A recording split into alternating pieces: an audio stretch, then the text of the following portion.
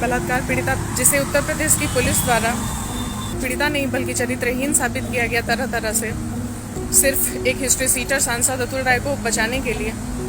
यह आखिरी चंद शब्द थे उस रेप सर्वाइवर के, जिसकी न्याय की सबसे बड़ी चौखट पर आत्मदाह के बाद मौत हो गई, और साथ में उसके दोस्त सत्यम राय की भी। इसे खुदकुशी मानना चाहिए या कत्ल? जिन हालात में इस रेप सर्वाइवर और उनके दोस्त ने यह कदम उठाया था, उन्हें जान लीजिए, फिर खुद तय कीजिए। मामला बहुजन समाज पार्टी के सांसद अतुल राय से जुड़ा हुआ है, जिसके ऊपर 2019 में एक रेप का मुकदमा दर्ज हुआ था। घोसी लोकसभा सीट पर अतुल राय के नामांकन के एक हफ्ते बाद बलिया की रहने वाली 23 वर्षीय एक युवती ने अतुल राय पर रेप का मुकदमा बनारस के लंका थाने में दर्ज कराया। मुकदमे के तुरंत बाद गिरफ्तारी के डर से अतुल राय अंडरग्राउंड हो गया। फरारी के बावजूद अतुल राय घोसी लोकसभा सीट से तकरीबन 1 लाख से ज्यादा मतों से जीत गया। इलाहाबाद हाई कोर्ट और सुप्रीम कोर्ट में कोई रिलीफ न मिलने के बाद सांसद अतुल राय ने बनारस की एक निचली अदालत में जून 2019 में सरेंडर कर दिया, जहां से उसे जेल भेज दिया गया। नवंबर 2020 में कोर्ट के आदेश के बाद सांसद अतुल राय के भाई पवन कुमार सिंह की तहरीर पर जालसाजी और हनी ट्रैप के आरोप में युवती और उसके साथी सत्यम राय के खिलाफ बनारस के कैंट थाने में मामला दर्ज किया गया। पुलिस पकड़ न पाई तो जांच अफसर की अर्जी पर दोनों को कोर्ट ने भगोड़ा घोषित कर दिया। कोर्ट ने गैर जमानती वारंट जारी करने का आदेश भी दिया। इसी बीच 16 अगस्त 2021 को युवती और उसके मित्र सत्यम राय ने सुप्रीम कोर्ट के सामने खुद को आग के हवाले कर दिया था। इलाज के दौरान 21 अगस्त को सत्यम और 24 अगस्त को युवती की मौत हो गई।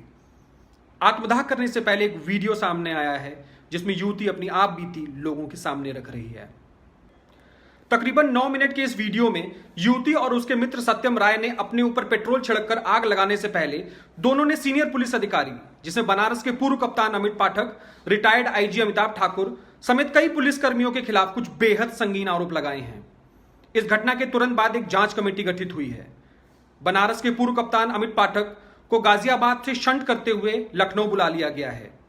रिटायर्ड आईजी अमिताभ ठाकुर को भी जांच में शामिल होने के लिए तलब कर लिया गया है। क्या जांच में यह पता चल पाएगा कि किस परिस्थिति में रेप सर्वाइवर और उसके दोस्त को मजबूर होकर भारत के सर्वोच्च न्यायालय के सामने आत्मदाह जैसा कदम उठाना पड़ा? इस पूरे मामले में कुछ अहम सवाल हैं।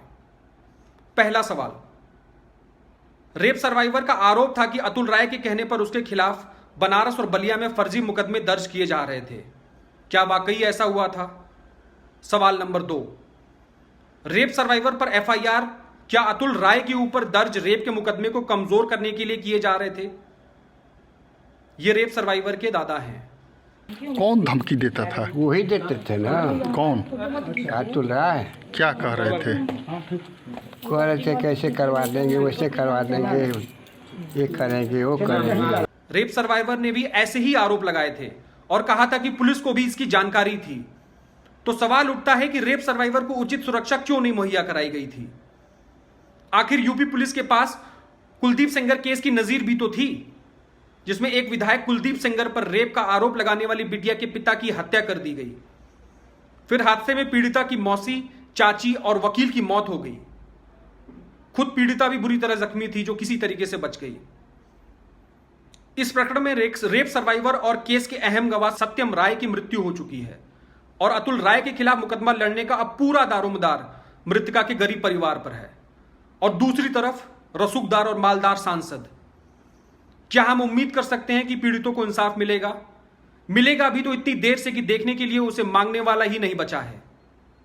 और एक आखिरी सवाल, उसकी मौत का जिम्मेदार एक शख्स है या पूरा सिस्टम?